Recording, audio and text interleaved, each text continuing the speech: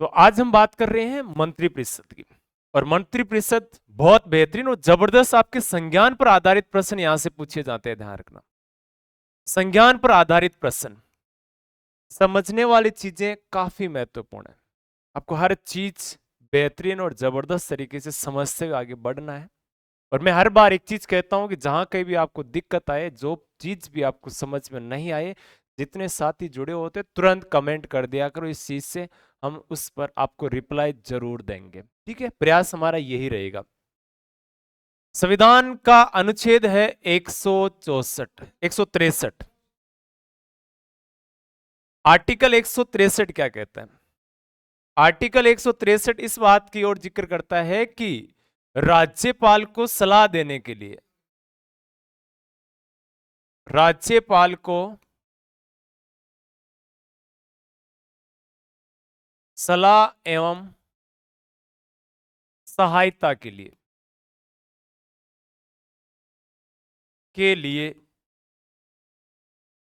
एक मंत्रिपरिषद होगी,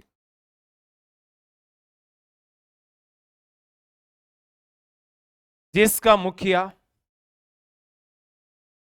या मैं लिख दूं जिसका प्रमुख मुख्यमंत्री होगा।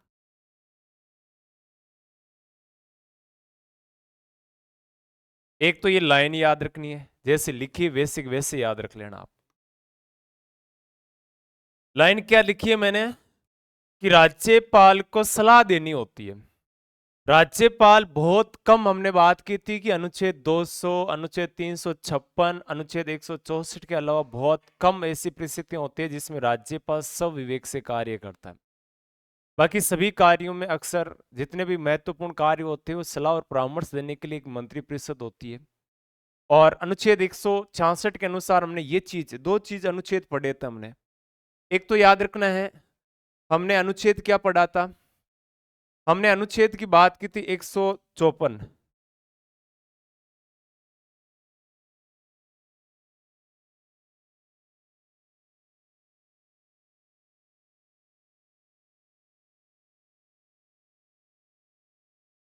चलो ये बोर्ड थोड़ा प्रोसेस में कम चल रहा है। हमने बात की थी अनुच्छेद 154, राज्य कार्यपालिका शक्तियां राज्यपाल में निहित होगी। राज्य कार्यपालिका शक्तियां राज्यपाल में निहित होगी, जिसका वह स्वयं या अपने प्रतिनिधि के माध्यम से प्रयोग कर सकता है। ये बात हमने 154 में पढ़ी थी। फिर मैंने उसी समय एक चीज डिस्कस की थी आपके सामने। डिस्कस में ये चीज कही थी कि राज्यपाल को सलाह एवं सहायता के लिए एक मंत्रिपरिषद होगी, जिसका प्रमुख या जिसका मुखिया कौन होगा? तो मुख्यमंत्री होगा। दोनों चीजें हम पढ़कर आए। तो मैं अगर ये कह दूं कि राज्यपाल की जो शक्तियां होती है, उन शक्तियों को कंट्रोल करने के लिए कौन सा अनुच्छेद आता है? अनुच्छेद 163 आता है। मैं आपसे कह दूं कि एक मंत्रिपरिषद होगी, भारतीय संविधान का कौन सा अनुच्छेद कहता है? तो अनुच्छेद कहता है 163। राज्य की जब बात आए, याद रखना, सेंटर की अगर बात करें केंद्रीय मंत्रिपरिषद की, तो उसके लिए अनुच्छेद 74 और अनुच्छेद 75 काम करते हैं। और इसके लिए अनुच्छेद 163 और 164 काम करते हैं।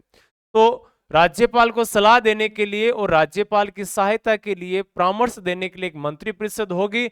और उस मंत्रिपरिषद का जो मुख्य है वो क्या कहलाता है? मुख्यमंत्री कहलाता है। मुख्यमंत्री के बारे में चर्चा हम कर चुके। दूसरी बात है कि मंत्रिपरिषद का गठन कैसे होगा, मंत्रिपरिषद में सदस्यों की नियुक्तियां वगैरह किस प्रकार की, मंत्रियों की नियुक्तियां वगैरह, मुख्यमंत्री की नियुक्ति कौन कौन होते हैं, कितने क्या होते हैं, इस चीज का उल्लेख इसमें आता है। तो मैं जैसे जैसे आगे में बात करूं, तो अपने सवाल ये बनता है कि मंत्रिपरिषद का गठन,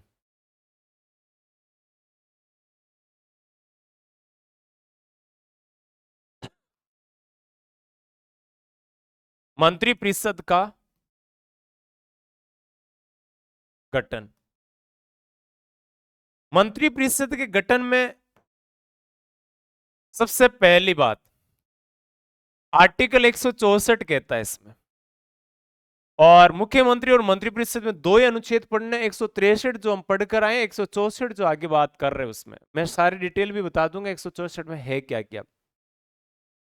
अनुच्छेद 164 के अनुसार सीधी सीधी लाइन लिखी हुई है कि विधानसभा में बहुमत प्राप्त दल के नेता को राज्यपाल द्वारा मुख्यमंत्री नियुक्त किया जाएगा। यानी विधानसभा में बहुमत प्राप्त दल, जो राजनीतिक दल है, उस दल द्वारा एक नेता चुना जाएगा और उस नेता को राज्य के राज्यपाल द्वारा मुख्यमंत्री नियुक्त किया जाता है। तो मैं सबसे पहले बात कह दूं यहाँ पे, तो सबसे पहले यहाँ पर मंत्रिपरिषद में नियुक्ति किसकी होगी? मुख्यमंत्री की होगी। फिर दूसरी बात यहां से करूं, मुख्यमंत्री की सलाह से अन्य मंत्रियों की नियुक्ति भी राज्यपाल करेगा। अब जैसे ये मुख्यमंत्री खुद नियुक्त हो जाता है, तो मुख्यमंत्री क्या करेगा? अन्य जितने भी मंत्री है, उन मंत्रियों की नियुक्ति राज्यपाल से करवाई का ध्यान रखना। कार्यों में हमने पढ़ा था ना कि स्वयं की नियुक्ति के बाद में अन्य मंत्रियों की नियुक्ति भी कौन करवाता है? तो राज्य का राज्यपाल करवाता है, स्वयं के अतिरिक्त। तो सबसे पहली बात, मुख्यमंत्री की नियुक्ति कौन कर रहा है? राज्यपाल कर रहा है। अन्य मंत्रियों की नियुक्ति भी कौन कर रहा है? राज्यपाल कर रहा है। ठीक है, लेकिन अन्य मंत्रियों में परामर्श कौन दे रहा है? यानी भाई साहब की नियुक्ति होते ही परामर्श देना शुरू कर दिया, और शुरू कर दिया इसका मतलब अन्य मंत्री की नियुक्ति करवाते हैं। फिर मंत्री को विभाग तो चलो मुख्यमंत्री वगैरह देते हैं, लेकिन विभाग आवंटन के जो रूल्स है, नियम है, वो किसके द्वारा बनाए जाते हैं? वो राज्यपाल के द्वारा निर्मित किए जाते हैं। तो मुख्यमंत्री, अब इसका क्या हो गया? मंत्रिपरिषद गठन। तो यहां से सवाल ये बनता है कि मंत्रिपरिषद में कितने मंत्री हो सकते हैं? मंत्रिपरिषद को सीमित कर दिया गया है, और मंत्रिपरिषद को सीमित कर दिया, इसका मतलब कब सीमित किया? तो 91वें संविधान संशोधन हुआ था 2003 में। उसमें यह निर्धारित कर दिया कि मंत्रिपरिषद में अधिकतम मंत्री कितने हो सकते हैं, न्यूनतम मंत्री कितने हो सकते हैं। क्यों? क्यों? इसलिए क्योंकि मंत्रिपरिषद में जितने भी मंत्री होते हैं, मंत्रिपरिषद में जितने भी मंत्री होते हैं, चलो वो तो ठीक है, लेकिन एक विशेष राजनीतिक परिप्रेक्ष्य से ये होता है कि सभी को राज्य करने के लिए कभी कभार मंत्रालय इतने ज्यादा दे दिए जाते हैं जिससे प्रभार या खर्च बहुत ज्यादा होता है। तो एक लिमिटेशन गवर्नमेंट यानी इस रूल्स के तहत किया गया। तो मंत्रिपरिषद में देखो, अधिकतम मंत्री तो कितने हो सकते हैं? अधिकतम मंत्री, और यहां पर याद रखना है मुख्यमंत्री सहित, याद रखना है आपको ये। अधिकतम मंत्री मुख्यमंत्री सहित कितने हो सकते हैं? तो अधिकतम मंत्रियों की संख्या मुख्यमंत्री सहित हो सकते हैं 30। राजस्थान की बात कर रहा हूं मैं। राजस्थान में अधिकतम मुख्यमंत्री सहित मंत्री हो सकते हैं, इसका मतलब 29 मंत्री हो सकते हैं और एक मुख्यमंत्री अधिकतम हो सकता है। अब से ये पूछे कि न्यूनतम मंत्रियों की संख्या कितनी हो सकती है? तो न्यूनतम मंत्रियों की संख्या हो सकती है मुख्यमंत्री सहित कितनी? 12। तो किसी राज्य की मंत्रिपरिषद की बात है, ध्यान रखना। केंद्रीय में न्यूनतम की जरूरत नहीं, अधिकतम 30% केंद्र में भी है। तो राजस्थान की बात आती है, तो राजस्थान की राज्य मंत्रिपरिषद में अधिकतम मंत्रियों की संख्या 30 हो सकती है मुख्यमंत्री सहित, और न्यूनतम हो सकती है कितनी? तो न्यूनतम संख्या रहेगी अपने 12। यह निर्धारण कब हुआ?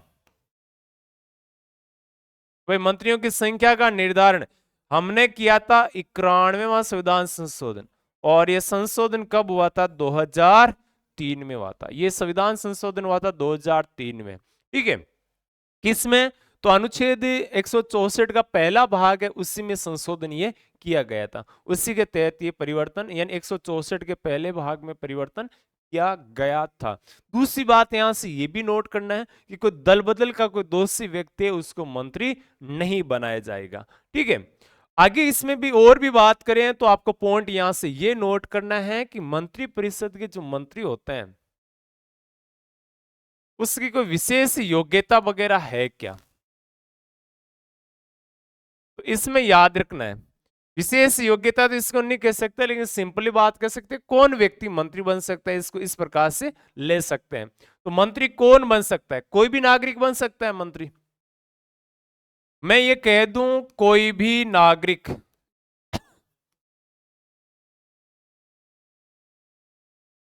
कोई भी नागरिक मंत्री या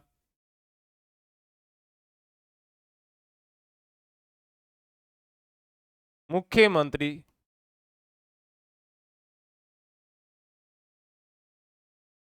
बन सकता है, या मैं इसको लिख दूं, इनकी होती है, याद रखना, नियुक्ति।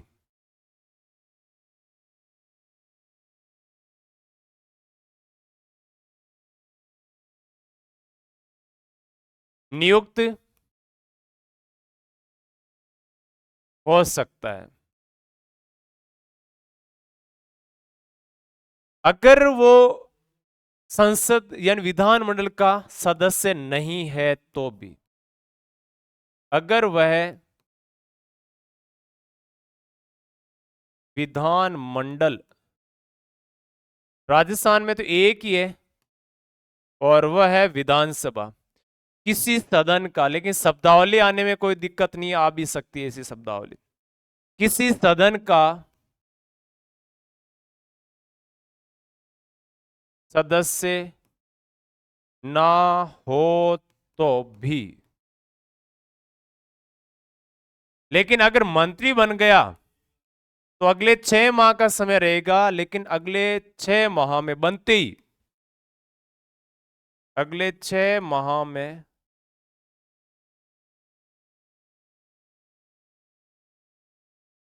सदन की सदस्यता लेनी अनिवार्य है। अब देखो पॉइंट कौन सा नोट करना है अपने को, पॉइंट ये नोट करना है कि किसी भी व्यक्ति को मंत्री बना सकते हैं, चाहे वो विधान परिषद या विधानसभा के किसी भी सदन का सदस्य है या नहीं भी है, तो भी उसको मंत्री बनाया जा सकता है। लेकिन यहाँ कंडीशन कौन सी लागू होती है, कंडीशन लागू होती है अगर मान लो कोई सदस्य है और उसको मंत्री बना दिया,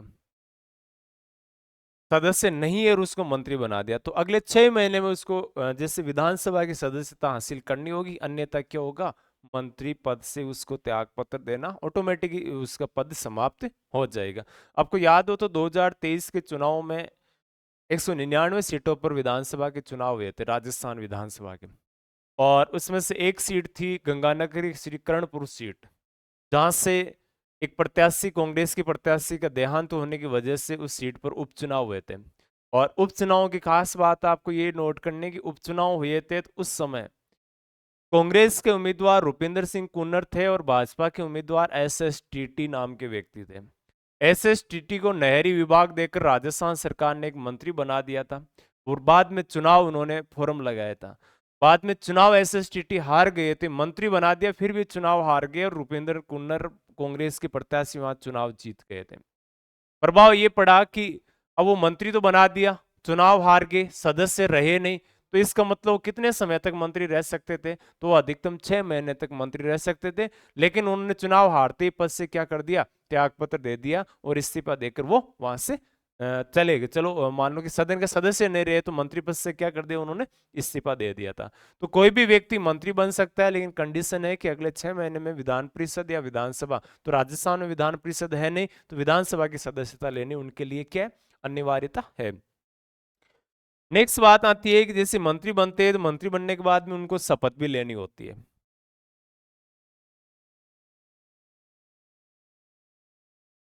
मंत्री जो भी बनते हैं तो मंत्री या मुख्यमंत्री है चाहे अन्य मंत्री है, उनको शपथ है तो याद रखना राज्यपाल द्वारा शपथ दिलाई जाती है। पहली बात तो याद रखो सभी मंत्रियों को, एक तो मुख्यमंत्री को भी और अन्य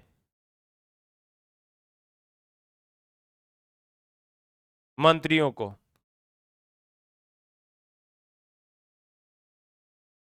राज्यपाल द्वारा, एक तो देखो कौन सी शपथ दिलाते हैं, पद की, और दूसरी शपथ कौन सी दिलाई जाती है, गोपनीयता की। पद और गोपनीयता की शपथ दिलाई जाती है उनको, किसके द्वारा, तो याद रखना यहां से पॉइंट मैंने लिखा है किसके द्वारा, तो याद रखना राज्यपाल। तो मुख्यमंत्री को भी मंत्री पद की शपथ कौन दिलाता है, राज्यपाल। अन्य मंत्रियों को भी कौन दिलाता है, तो राज्यपाल द्वारा ये शपथ दिलाई जाती है। ठीक है। अच्छा, शपथ के बारे में थोड़ी सी और मैं बताऊं तो कौन से इसमें शपथ का प्रारूप कहां लिखा हुआ है, ध्यान रखना। तो संविधान की जो अनुसूची है ना, तीसरी अनुसूची, कौन सी, तीसरी अनुसूची में शपथ का जो प्रारूप दे रखा है उस प्रारूप, उसमें शपथ का भी है, प्रतिज्ञान का प्रारूप है। कोई व्यक्ति अगर आस्तिक है तो शपथ ले सकता है, और नास्तिक है तो प्रतिज्ञान कर सकता है। इसमें प्रारूप दे रखा है कि अमुक व्यक्ति ईश्वर को साक्षी मानकर ये शपथ लेता है कि मैं जो पद धारण करूंगा उसके कर्तव्य और निष्ठा का पालन करने की बात इसमें कही जाती है। ठीक है, तो ये बातें इसमें शपथ के बारे में थोड़ी सी याद रखना है। नेक्स्ट अपने सवाल ये बनता है कि जो मंत्रिपरिषद होती है उसका कार्यकाल कितना होता है।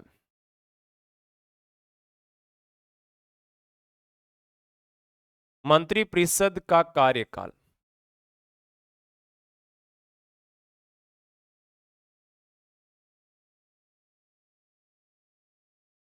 मंत्रिपरिषद के कार्यकाल की जहां से मैं बात करूं तो देखो, मंत्रिपरिषद का सामान्यतः कार्यकाल तो होता है 5 वर्ष। कितना होता है?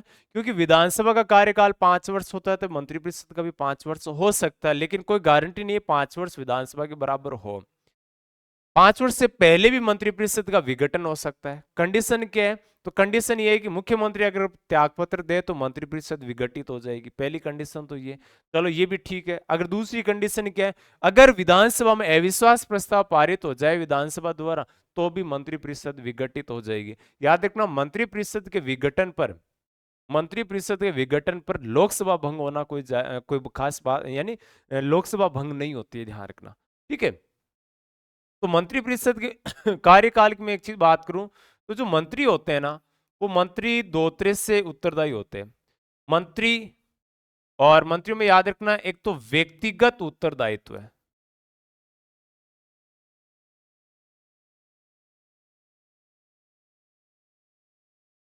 व्यक्तिगत उत्तरदायित्व का मतलब हो गया मंत्री अपना त्यागपत्र किसको देंगे। तो मंत्री अपना त्यागपत्र किसको देंगे? तो याद रखना है वो अपना त्यागपत्र दे सकते हैं राज्यपाल को।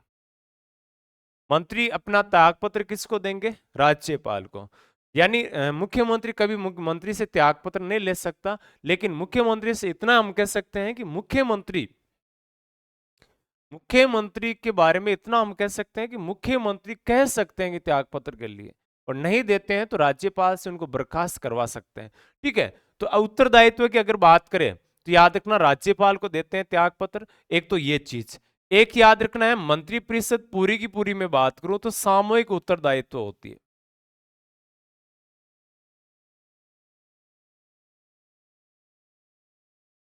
सामूहिक उत्तरदायी, मंत्रिपरिषद पूरी को ही भंग कौन कर सकता है? तो ये नेक काम करने का किसके पास में अधिकार है? तो राज्य की जो विधानसभा होती है ना, उस विधानसभा द्वारा अगर ये विधानसभा अविश्वास प्रस्ताव पारित कर दे, अविश्वास प्रस्ताव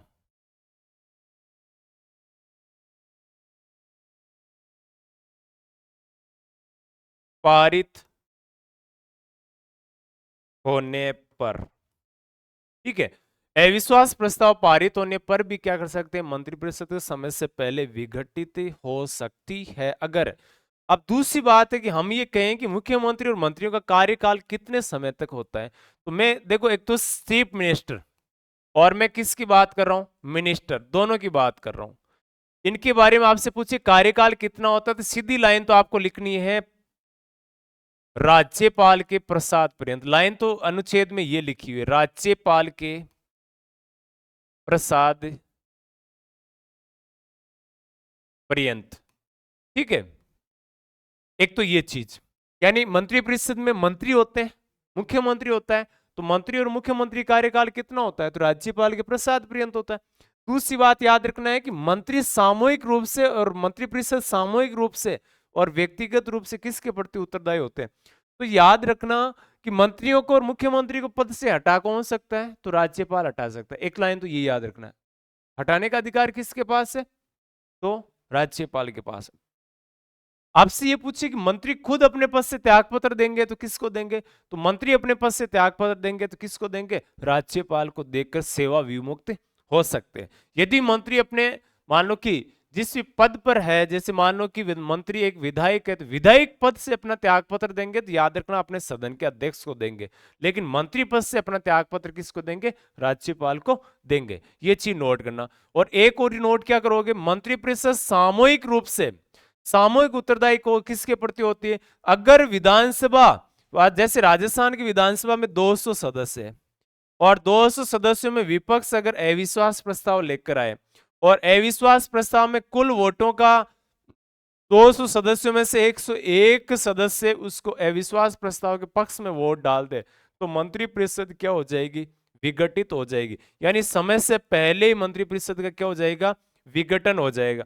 मंत्री एक विधानसभा के 5 वर्ष के कार्यकाल में मंत्रिपरिषद कितनी बार विघटित हो सकती है, वापस से बन सकती है। ठीक है ये मुख्य रूप से याद रखना, ये कोई निर्धारित समय इसमें नहीं होता है। जबकि विधानसभा का कार्यकाल 5 वर्ष होता है तो मंत्रिपरिषद 5 वर्ष तक रह सकती है, कोई बात इसमें नहीं होती। जैसे अशोक गहलोत पिछली बार मुख्यमंत्री बने थे तो पूरे 5 वर्ष रहे थे, उससे पहले अशोक गहलोत से पहले वसुंधरा राजे भी रही थी, ये ऐसा हो सकता है। जैसे पहली विधानसभा के समय एक ही विधानसभा में 3 बार मंत्रिपरिषद विघटित होकर बनी थी तो बन सकती है, कोई बड़ी बात इसमें नहीं होती है। ठीक है, ये चीज नोट करना।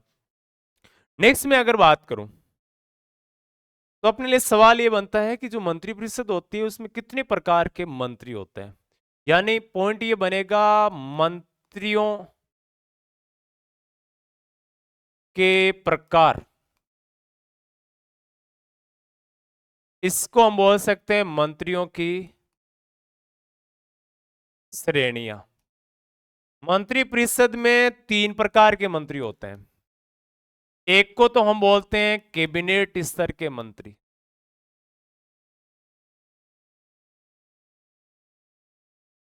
एक मंत्री होते हैं जिसको बोलते हैं हम राज्य मंत्री, और तीसरे मंत्री होते हैं उनको हम बोलते हैं उप मंत्री। कितने प्रकार के मंत्री हुए? 3 प्रकार के मंत्री होते हैं।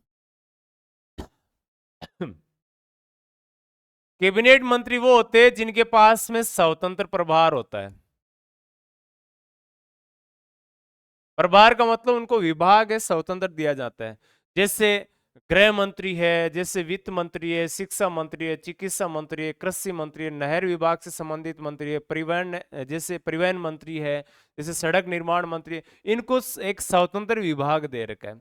और जिस भी मान लो कि मंत्रालय, जिस भी मंत्री को स्वतंत्र विभाग दिया जाता है वो किस प्रकार के मंत्री कहलाते हैं? कैबिनेट मंत्री। यानी इनके पास हमेशा विभाग कैसे होता है? स्वतंत्र होता है। और इसमें एक चीज आपको और नोट करना है, और क्या नोट करना है? इसी जो ये कैबिनेट मंत्री होते हैं इन्हीं को मंत्रिमंडल भी बोल सकते हैं। ठीक है, और इनको संसदात्मक शासन व्यवस्था है अपने इंडिया में, ध्यान रखना भारत में संसदात्मक शासन है, और जहां पर संसदात्मक शासन व्यवस्था है वहां पर इनको संसदात्मक शासन व्यवस्था का हृदय कहा जाता है। संसदात्मक शासन व्यवस्था के का हृदय कौन से मंत्रियों को कहा जाता है? तो कैबिनेट मंत्रियों को इनका हृदय कहा जाता है। ठीक है, कैबिनेट ये सर्वोच्च स्तर के मंत्री होते हैं। और दूसरी बात है जो नीतिगत फैसले होते हैं, नीतिगत फैसले का मतलब जानते हो कि नैतिक किस मुद्दे पर कौन सा मान लो कानून बनेगा, नीतिगत फैसले लेना का काम इन्हीं का होता है। दूसरे प्रकार के मंत्री होते हैं जिनको हम बोलते हैं राज्य मंत्री। इनके देखो या तो हो सकता है स्वतंत्र प्रभार, या हो सकता है इनको विभाग दिया जाता है तो वो कैबिनेट मंत्रियों के अधीन दिया जाता है। यानी इनके अधीन भी प्रभार दे सकते हैं या इनको स्वतंत्र प्रभार भी दिया जा सकता है। अगर इनके अधीन प्रभार दिया गया है तो जैसे मान लो कि गृह मंत्री के अधीन है, जैसे मैं बात करूं चिकित्सा मंत्री के अधीन है, जैसे सैनिक कल्याण मंत्रालय, खेल युवा मंत्रालय, तो उस प्रकार से इनको दिया जा सकता है। तो राज्य मंत्री है ना, वो 2 प्रकार के हो गए। एक तो वो जिनको प्रभार कैसा दिया हुआ है? स्वतंत्र। एक वो मंत्री जिनको प्रभार किसके अधीन दिया हुआ है? कैबिनेट के अधीन। तो याद रखना जो भी मंत्री बनते हैं तो उनका अगर स्वतंत्र प्रभार है तो कोष्टक में लिखा हुआ मिलेगा राज्य मंत्री राजस्थान सरकार, और कोष्टक में क्या मिलेगा? राज्य मंत्री का स्वतंत्र प्रभार। अगर स्वतंत्र नहीं है तो राज्य मंत्री, और सीधा डायरेक्ट बिना किसी कोष्टक के लिखते हैं स्वतंत्र प्रभार नहीं होने पर राजस्थान सरकार लिख देते हैं। उप मंत्री के पास में कभी भी स्वतंत्र प्रभार नहीं होता, हमेशा किसकी सहायता के लिए होते हैं? तो कैबिनेट मंत्रियों की सहायता के लिए उप मंत्री होते हैं। तो याद रखना हमारी मंत्रिमंडलीय व्यवस्था है उसमें कितने प्रकार के मंत्री होते हैं? 3 प्रकार के मंत्री होते हैं। तो ये श्रेणी आपको याद रखना है सिंपली भाषा में मैं अगर बात करूं तो। ठीक है, अच्छा इसके अलावा ये मुख्य रूप से बात करें तो इस प्रकार के मंत्रिमंडलीय व्यवस्था में इस प्रकार का कार्य इनको दिया जाता है। अब मैं जैसे बात करूं तो मंत्रिपरिषद में अपने को याद रखना है वेतन एवं भत्ते।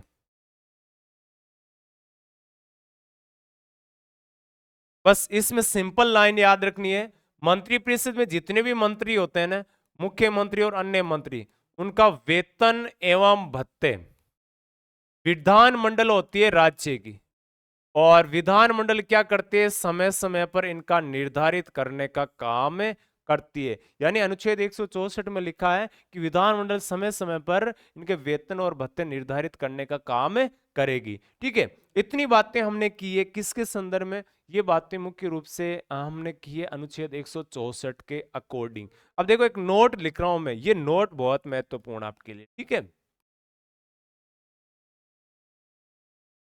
नोट क्या रखना है, देखो एक तो देखो मंत्रियों की, मुख्यमंत्री सहित नियुक्ति,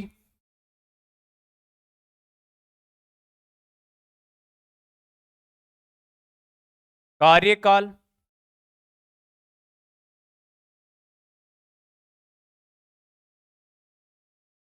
सामूहिक उत्तरदायित्व,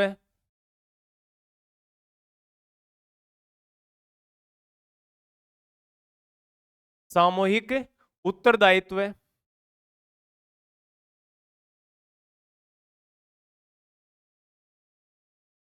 योग्यताएं, शपथ एवं वेतन भत्ते।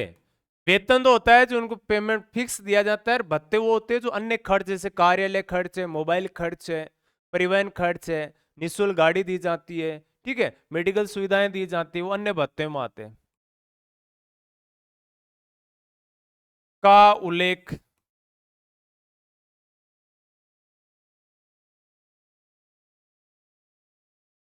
संविधान के अनुच्छेद 164 में ये सारी बातें जो मैंने लिखी, मंत्रियों की नियुक्ति, मुख्यमंत्री की नियुक्ति, उनका कार्यकाल कितना कैसे रहेगा, सामूहिक व्यक्तिगत उत्तरदायित्व है, सामूहिक उत्तरदायित्व मतलब लोकसभा विधानसभा के प्रति उत्तरदायित्व है, ये चीजें, योग्यताएं, शपथ, वेतन भत्ते, ये सारी चीजें किस में है, लिखी हुई है।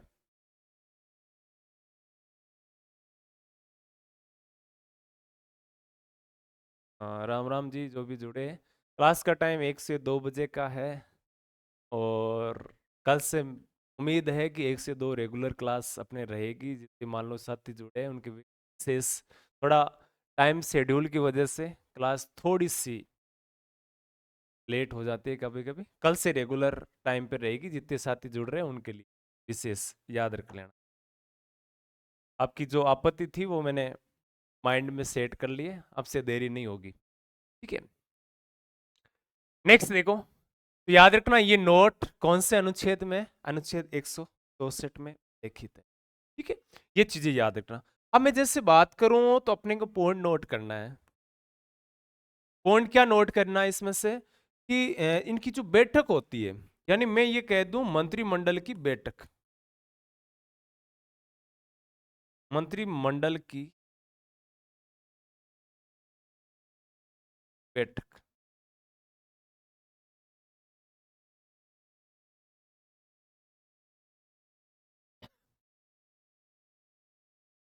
सीधी सिंपल भाषा में एक चीज बात करें तो वैसे मंत्रिमंडल की जो बैठकें होती है प्राय साप्ताहिक होती है, यानी सप्ताह में एक बैठक हो सकती है, एक से अधिक बैठक भी हो सकती है।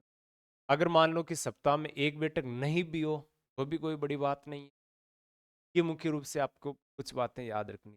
देखो देखो मैं एक चीज कहूं तो बैठक का समय है प्राय साप्ताहिक।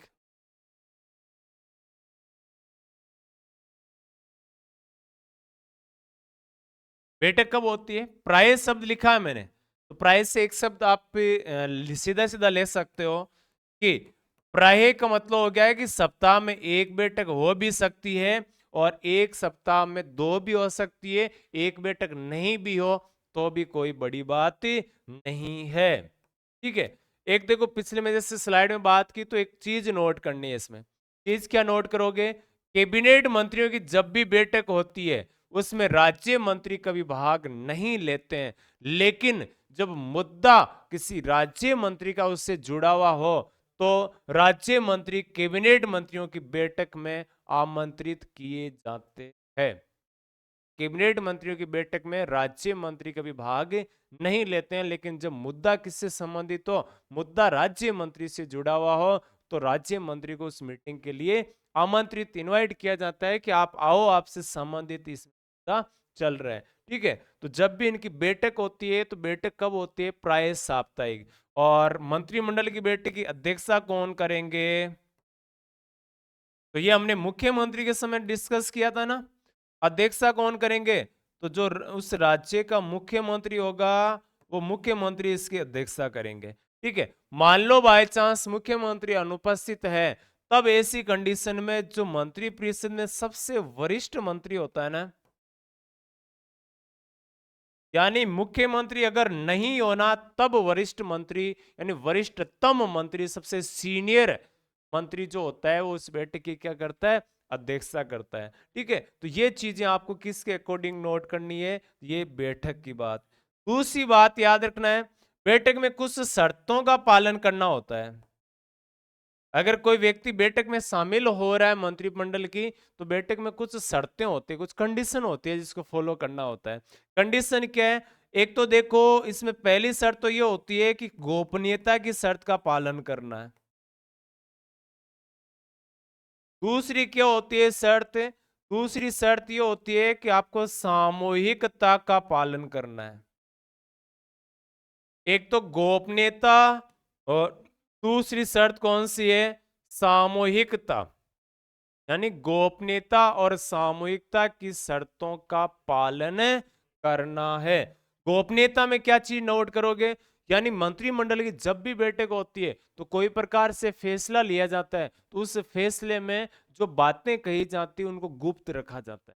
उन बातों को कभी भी बाहर जाकर इस प्रकार से डिस्कस नहीं किया जाता कि हमने आज मंत्रिमंडल में कौन सा फैसला लिया। ठीक है, तो है ये शर्त, इस बात की शपथ लेते हैं कि हम गोपनीयता का पालन करेंगे। अभी राज्यपाल ये शपथ दिलाते हैं। दूसरी शर्त है सामूहिकता का।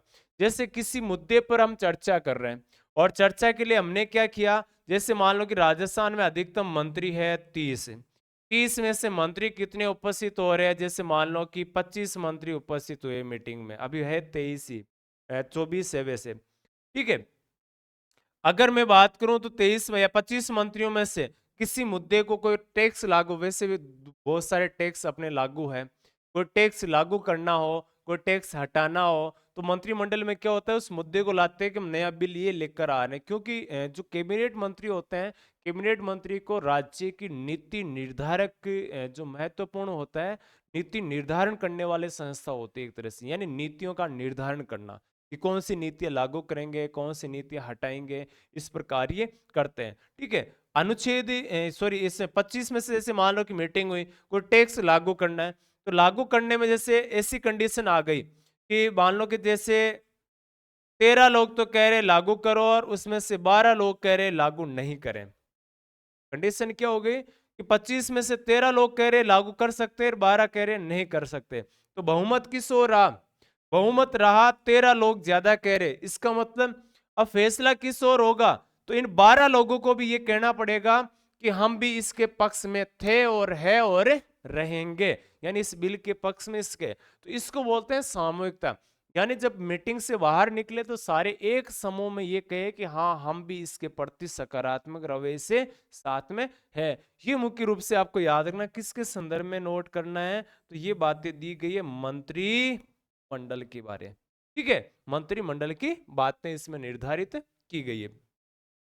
ये तो है अपने कैबिनेट मंत्री यानी मंत्रिपरिषद या मंत्रिमंडल जिसको हम कह सकते हैं।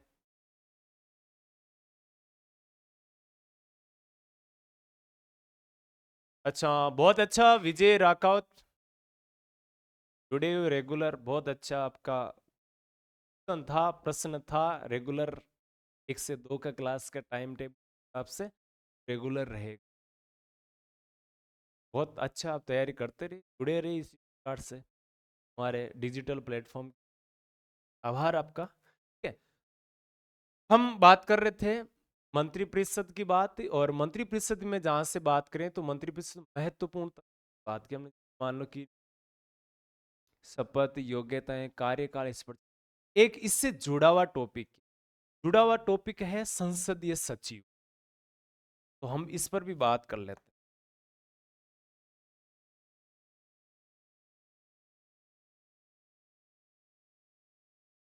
संसदीय सचिव,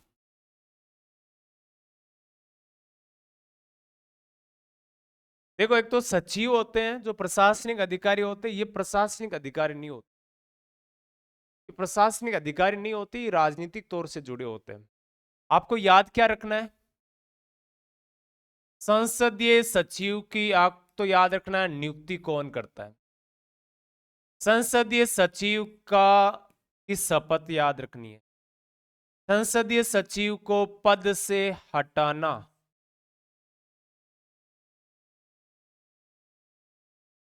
संसदीय सचिव का कार्यकाल,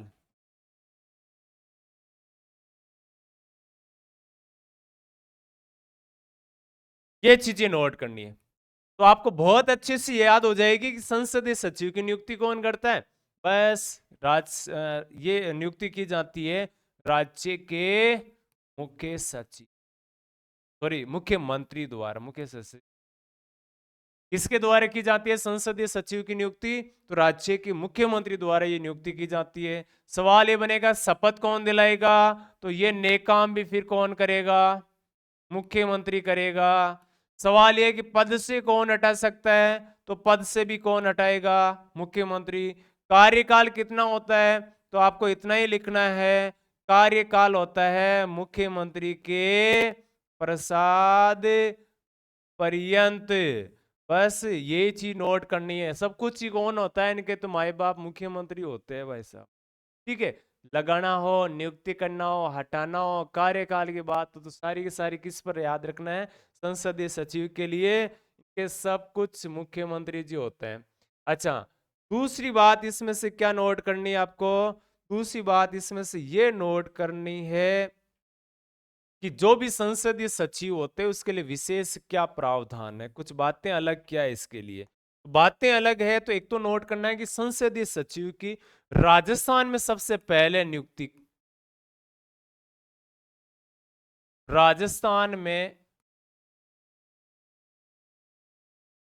पहली बार नियुक्ति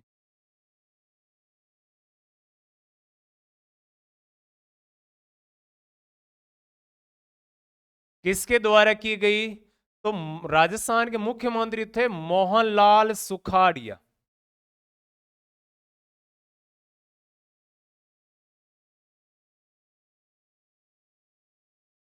और मोहनलाल सुखाड़िया द्वारा कब की गई? तो 1967 में की गई। संसदीय सचिवों की पहली बार नियुक्ति, एक नहीं और भी ज्यादा इसमें होते हैं। एक तो पॉइंट ये नोट करोगे आप। दूसरा पॉइंट यहां से ये नोट करता है कि भाई साहब करते क्या है संसदीय सचिव? ये क्या करते हैं? मंत्रियों को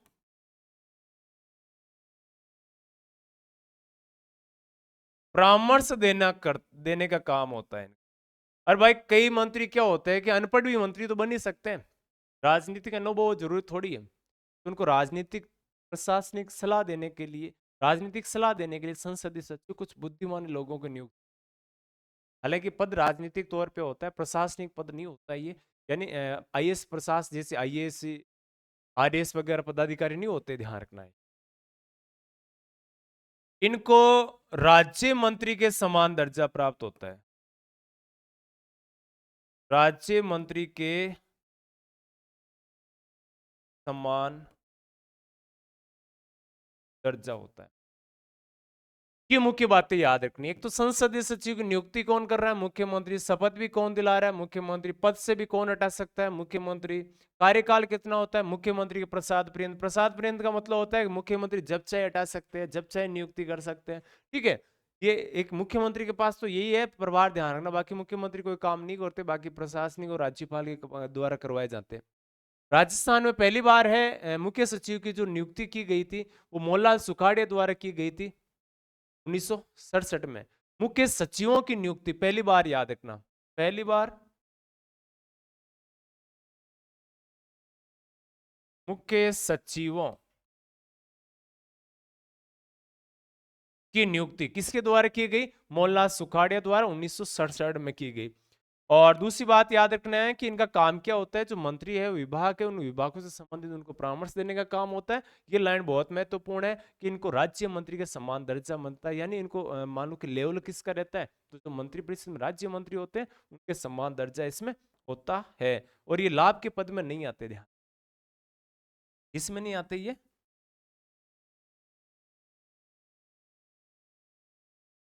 लाभ के पद में